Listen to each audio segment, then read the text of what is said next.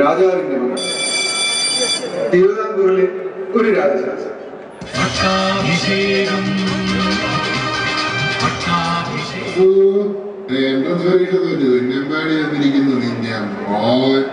കഠിനമായ പോരാട്ടമായിരുന്നു. അവസാന നിമിഷം വരെ പോരാടി. എന്നെ കൊണ്ട് പറ്റാവുന്നുണ്ടെല്ലാം ഗർഭിച്ചു. വെറുതെ അല്ല തോറ്റത്. അയൽരാജ്യത്തെ രാജ്ഞിയുടെ മുഖത്ത് ഞാൻ ഇനി എങ്ങനെ നോക്കും? ഇനി നമ്മൾ എന്ത് ചെയ്യും രാജ? ഇനി എന്ത് ചെയ്യും മന്ത്രി? നമുക്ക് രാജകുമാരനെ വിളിപ്പിക്കാം. എന്തിനും അതിനിപ്പോ ഞാനെന്ത് വേണം? ആ കബഡി ഒന്ന് നിർത്തുമോ? ഒരു കോമഡി ഉണ്ട്. തിരുവിതാംകൂറിന്റെ ഹൃദയ ഭാഗത്ത് ഒരു കലാലയം സ്ഥിതി ചെയ്യുന്നുണ്ട്. അവിടെ കൊണ്ട് മകനച്ച് അവന്റെ ജീവിതം മാറി മറിയും. കലാലയത്തിൽ എന്റെ മകന് ഇവിടെ ഒരു സീറ്റ് വേണം. നിനക്ക് മാർക്ക് വല്ലതും ഉണ്ടോ അവിടെ? എൻട്രൻസിലൊന്നും പാടി, പക്ഷെ ആള് വിളിക്കണ. ക്ഷമിക്കണം രാജ, എൻട്രൻസിൽ പാടാത്ത മാത്രം പഠിക്കുന്നത് കലാലയമാണ്. ആ ഇലക്ട്രിക്കൽ സീറ്റുണ്ട്. ആയിക്കോട്ടെ. അടുത്ത ദിവസം അച്ഛനോട് എഞ്ചിനീയറിംഗ് വേണ്ടെന്ന് പറഞ്ഞല്ലോ. ഇനി 4 വർഷം നീ എങ്ങനെ സഹിക്കും? ആ ചേട്ടാ, ചേട്ടാ ഇന്നലെ ഞാൻ ചേട്ടന്റെ കോളേജിൽ ചേർന്നു. Very good. എങ്ങനെയുണ്ട് ചേട്ടാ കോളേജ്?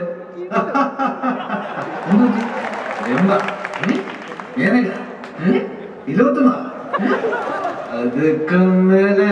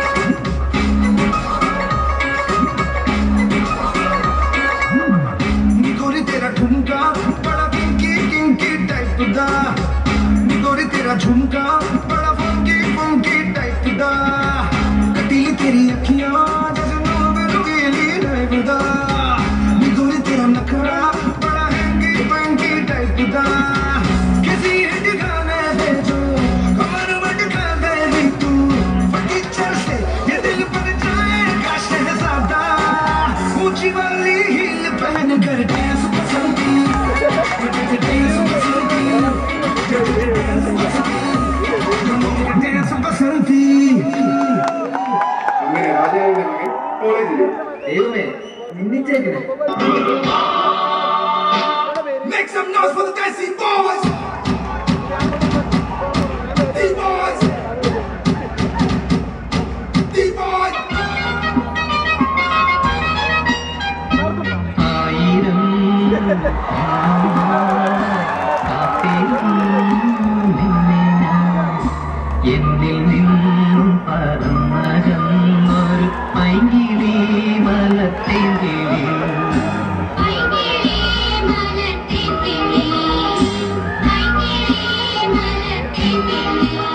മഞ്ഞു വീണതറിഞ്ഞില്ല, വെയിൽ വന്നു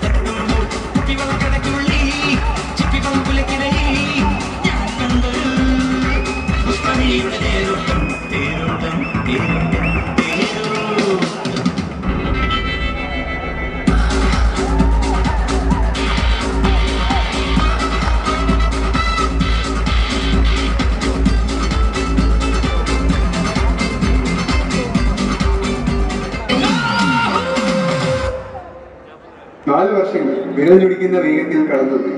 ഇതിനിടയിൽ 100-ൽ പരം തിയറീസുകൾ, അസൈൻമെന്റുകൾ, റെക്കോർഡുകൾ. കണ്ണടച്ചു വെച്ച് എഴുതുന്നവരെണ്ണം, കണ്ണ് തുറന്നു വെച്ച് എഴുതുന്നവരെണ്ണം, ബുക്കടച്ചു വെച്ച് എഴുതുന്നവരെണ്ണം, ബുക്ക് തുറന്നു വെച്ച് എഴുതുന്നവരെണ്ണം, വീട്ടിൽ കൊണ്ടുപോയി എഴുതുന്ന മറ്റൊരെണ്ണം. ഇതിനെല്ലാം പുറമെ 58 പോരാട്ടങ്ങൾ ഒരു ഭാഗത്തിൽ എങ്ങനെയെന്ന് പോലും അറിയാതെ അടിയറവ് പറയേണ്ടി വന്നതാണ്.